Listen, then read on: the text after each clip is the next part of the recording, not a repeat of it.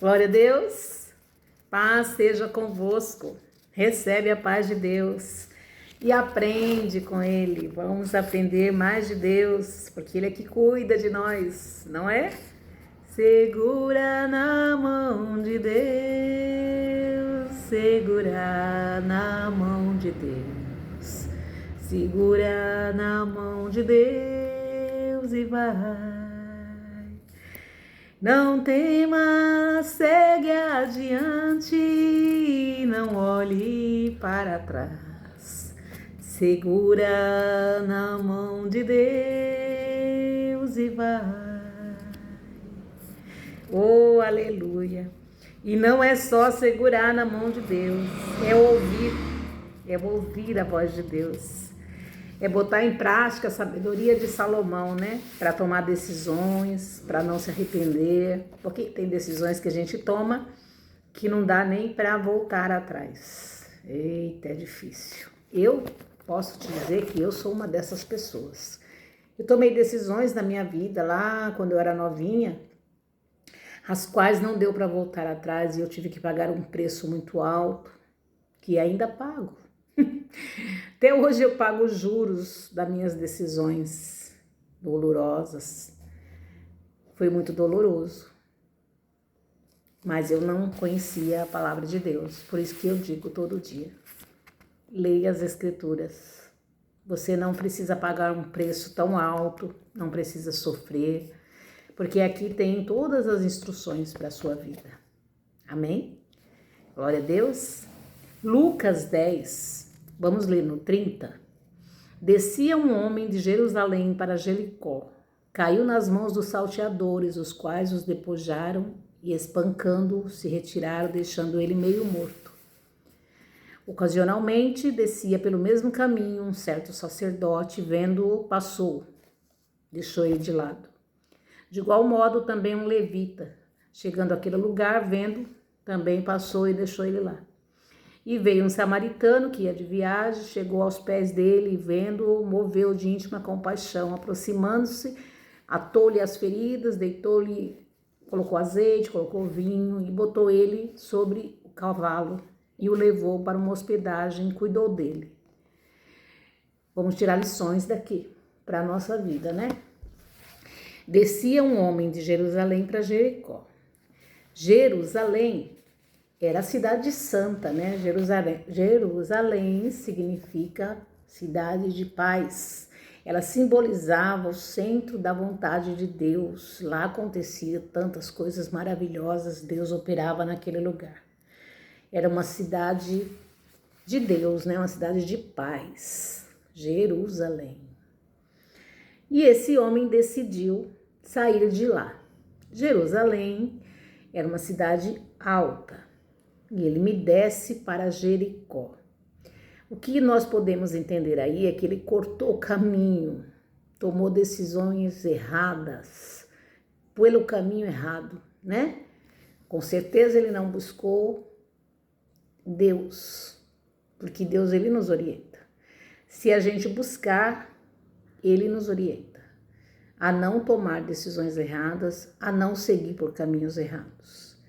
E Deus, ele nos sustém, ele cuida de nós. Mesmo quando a gente não pediu a ele, ele ainda assim está cuidando. Mas se você pedir, você provavelmente vai escapar desses atalhos que são de nossas próprias decisões. Eu posso falar que quando eu era mais nova, eu tomei decisões sem consultar Deus, eu não conhecia, e eu fiz. Simplesmente fiz. O preço foi muito alto, muito alto. Eu falar para você, não sei nem qual foi a pior decisão da minha vida, porque todas foram ruins, todas deram para mim um preço alto a pagar. Me tiraram a paz. Eu perdi a minha juventude inteira tentando me recuperar das minhas decisões, que gerou decisões e mais decisões erradas em cima da primeira. Porque uma atitude errada gera várias atitudes erradas. Mas Deus, ele é misericordioso. A misericórdia de Deus, ela se renova todos os dias.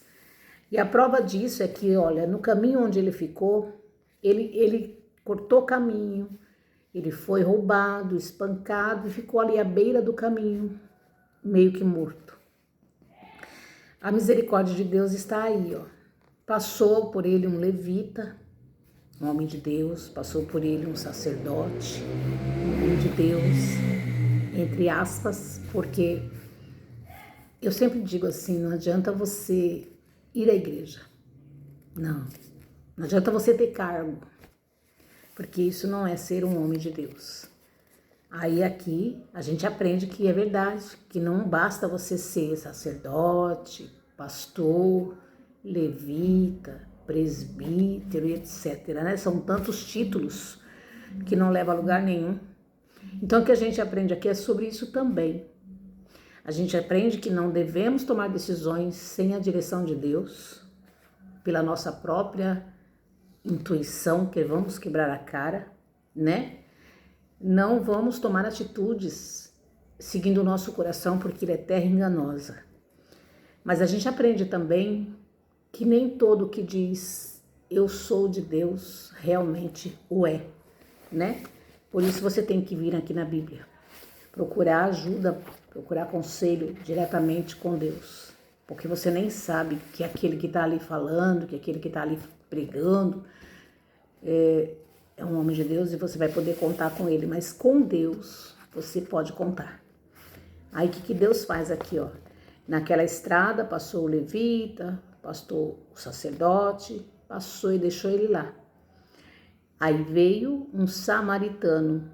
O que quer dizer aqui? O que a Bíblia está dizendo para nós é que veio uma pessoa que não tinha essa como que eu vou falar? Que não era um homem de Deus, né? Que não era tido como um homem de Deus.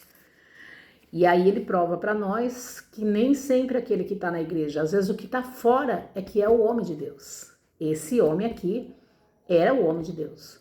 Porque Deus, ele quer de nós isso, que a gente ama é o próximo, que a gente cuide do próximo.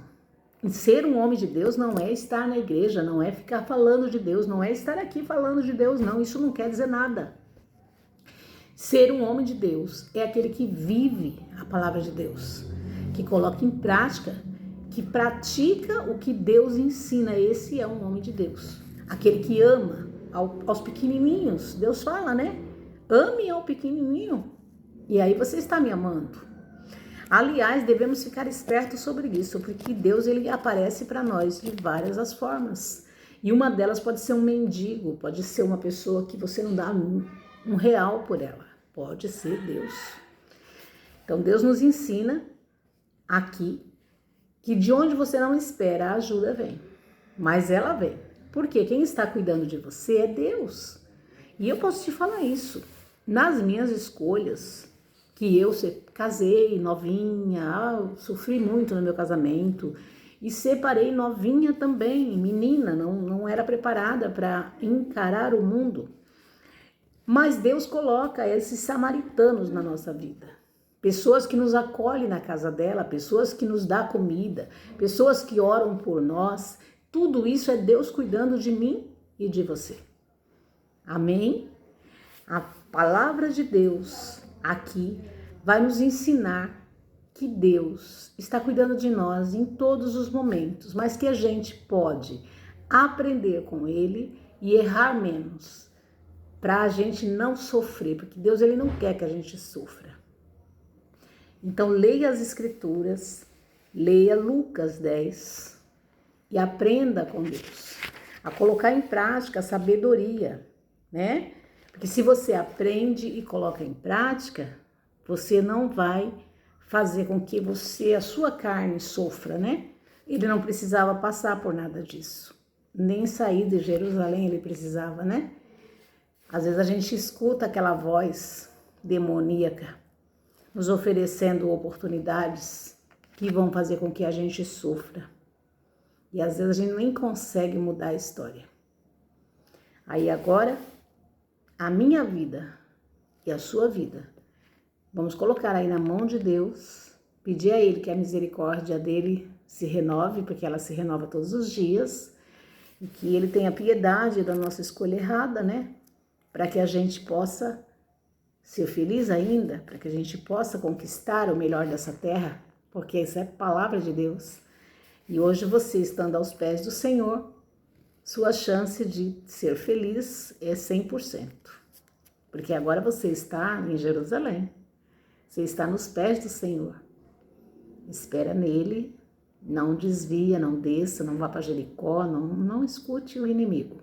Não escute as vozes te oferecendo coisas fáceis, caminho mais curto, oportunidades extraordinárias. Ore, espere a resposta de Deus para a sua vida. Se for, Ele vai confirmar. Se não for, obedeça. Ele tem coisa melhor. Ele sabe o que é melhor para mim e para você. Ele não quer que você sofra, Ele não quer que você passe por isso aqui, né? Por salteadores. Ele quer que você escute a palavra dele. Porque daí você não sofre, né? Que daí você vai prolongar seus dias de vida na terra, né? Em paz. Em paz. A paz que excede todo o entendimento. Louvado seja o nome do Senhor. O Espírito Santo fale mais. Fica na paz de Deus. Curte, compartilha, inscreve-se no canal. Amém?